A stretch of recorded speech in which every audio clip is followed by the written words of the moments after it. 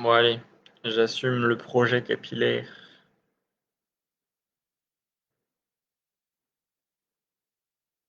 Là, je l'ai fait des deux côtés. J'ai laissé pousser mes cheveux. J'ai fait deux dégradés des deux côtés. Et en fait, en vrai, si je prends mes cheveux, je peux faire une petite choupette derrière. Petit projet capillaire. Voilà. Tac. Ça passe très bien. C'est très très bien tout ça. Hein, n'est-ce pas? Ça fait un peu bizarre. Du coup, hop, je le mets comme ça pour la vidéo. Bon, on va parler de Neil un peu, hein. Neil, Monsieur Robert Pattinson. Neil, Neil, qui es-tu? Donc, il y a pas mal de théories sur Neil. Allez, c'est parti. Le- L'un des points intéressants dans Tenet, c'est la relation entre le protagoniste, alias John David Washington, et Neil, alias Robert Pattinson. Donc Neil, dans le film, il apparaît très tôt comme un personnage assez mystérieux, un agent de l'organisation Tenet qui vient en aide au protagoniste sans que l'on sache réellement quel est son objectif et son rôle dans l'organisation. On va donc aller sur différentes spéculations à son sujet, amis, ennemis, collègues, espions, double maléfique. Le suspense va rester entier pendant près des trois quarts du film, où son personnage restera mystérieux et finalement assez obscur quant à son rôle. C'est le dernier quart du film qui nous révélera presque, je dis presque, qui est Neil, et surtout le final reveal, lors de l'explosion de Stalk 12. Dans cette révélation finale, on découvrira d'abord la totale loyauté de Neil envers le protagoniste, bien que dans l'équipe bleue, donc inversée, il décide de repasser dans le tourniquet pour revenir dans une temporalité normale afin d'aller sauver Yves et le protagoniste dans l'hypocentre. Il risque donc sa vie pour sauver Yves et le protagoniste, et donc le monde entier. C'est vrai que dans cette bataille finale, c'est assez dingue. Neil, il est avec l'équipe des Bleus, c'est-à-dire qu'il est 10 minutes en avance sur l'équipe des Rouges. Et à un moment, il va voir que le protagoniste et Neil sont coincés dans la grotte qui mène à l'hypocentre. Et il va décider de s'inverser et donc de revenir dans la boucle temporelle des Rouges pour se faire tuer à la place du protagoniste. Voilà. Donc, il y a vraiment une complexité de la relation entre Neil et le protagoniste, tellement Neil est mystérieux tout le long du film. Donc, on découvre aussi à ce moment, euh, par le fil rouge-orangé sur son sac à dos, que c'est Neil, au début du film, qui sauve le protagoniste à l'opéra de Kiev en Ukraine en tirant la balle inversée. Ce détail du début du film que l'on oublie très vite lors du premier visionnage est pourtant c'est pourtant la clé afin de comprendre qui a sauvé la vie de notre héros. En effet, dans la scène d'ouverture, la scène de l'opéra, dans la scène d'ouverture, la scène de l'opéra, c'est bien Neil avec son sac à dos et la petite lanière rouge-orangée qui a déjà sauvé notre protagoniste. Et oui, rien que ça. Et en effet, Christopher Nolan insiste bien avec sa caméra pendant 2-3 secondes en zoom sur la petite lanière rouge-orangée du sac à dos de Neil. Donc c'est vrai que c'est un détail qu'on oublie au premier visionnage, mais quand on voit la fin du film, ah oui, c'était lui, donc il a le même sac à dos. C'était lui au tout début du film qui a sauvé Neil en tirant la balle inversée à l'Opéra de Kiev. Incroyable. Donc, comment savait-il que le protagoniste serait là à ce moment? Tout simplement car Neil est un envoyé du futur formé par le protagoniste du futur pour protéger le protagoniste du passé présent.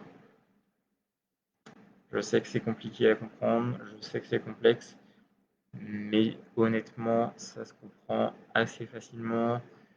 Voilà, Neil, il est dans le futur, Tenet, tout ça. Il n'y a pas, je veux dire, il n'y a pas l'ombre d'un doute que Neil, des fois je dois être hors cadre, voilà, comme ça c'est bien. Il n'y a aucun doute que Neil, il est un envoyé du futur, ça fait aucun doute, et que donc formé par le protagoniste, recruté par le protagoniste du futur pour protéger le protagoniste du passé, donc du présent dans le film. Parce que si on se dit que le film est au présent, donc en fait Neil est un envoyé du futur qui a pris une capsule temporelle ou un tourniquet temporel pour revenir dans le passé et sauver le protagoniste. Voilà. Donc pour vous simplifier, euh, un peu les choses, je parlais du protagoniste jeune, qui est celui que l'on voit dans le film, et le protagoniste vieux, non vu dans le film, mais qui est le fondateur de Tenet. En face, nous aurons Neil jeune, que l'on ne voit pas dans le film, et le Neil vieux, qui est celui du film. En fondant Tenet, le protagoniste vieux va rencontrer Neil jeune et le former à devenir un agent spécial du temps. Le rôle de Neil va être clé, protéger et accompagner le protagoniste jeune. Une fois formé, le Neil jeune va être envoyé dans le passé et deviendra donc Neil vieux, qui accompagnera le protagoniste jeune. Ainsi, lors de l'explosion de Salle 12, c'est la dernière fois que Neil vieux verra le protagoniste jeune. C'est d'ailleurs à ce moment-là qu'il paraphrasera la célèbre phrase de Casablanca en disant It's the end of a beautiful friendship. It's the end of a beautiful friendship. C'est la fin d'une merveilleuse amitié. En revanche, c'est le début de l'amitié pour le protagoniste jeune qui a pour avenir de rencontrer Neil et le former à son futur rôle. A-t-il choisi Neil au hasard, ou car c'est lui qui l'a accompagné dans le passé? On retrouve un cas typique de paradoxe temporel, à savoir de la poule ou de l'œuf qui est le premier. Voilà. Je ne sais pas comment vous l'exprimer plus simplement, mais voilà. Enfant d'Anténet, le protagoniste vieux, qui n'est pas vu dans le film, va rencontrer le Nil jeune et le former à devenir un agent spécial du temps, parce que c'est la guerre du temps qui est l'enjeu central du film. Donc voilà, pour le rôle de Neil, ça va être de protéger et d'accompagner le protagoniste jeune, c'est-à-dire celui que l'on voit dans le film. Donc une fois formé, il va être envoyé dans le passé, donc dans le présent du film, le présent du protagoniste, mais c'est un Neil vieux qui accompagne un protagoniste jeune. Voilà. Donc dès leur première rencontre, dans le film, il y a un petit détail qui nous met la puce à l'oreille sur leur relation, c'est que Neil sait que le protagoniste ne boit pas d'alcool et il sait qu'il préfère le Diet Coke, le Coca Zéro. Donc ça a l'air de rien comme ça, mais la première fois que l'on voit Neil à l'écran, ils sont dans le hall d'un hôtel, le protagoniste lui dit tu as 10 minutes pour me convaincre que c'est avec toi qu'on va aller à Mumbai euh, euh, voir le marchand d'armes et Sanjay. Et en fait, c'est sa femme Priya qui détient les informations sur la guerre du futur. Donc dès cette scène de tout début du film, Neil s'assied à côté du protagoniste, le serveur passe, lui demande une boisson alcoolisée et il dit pour le protagoniste, pour lui, ce sera un Coca Zéro.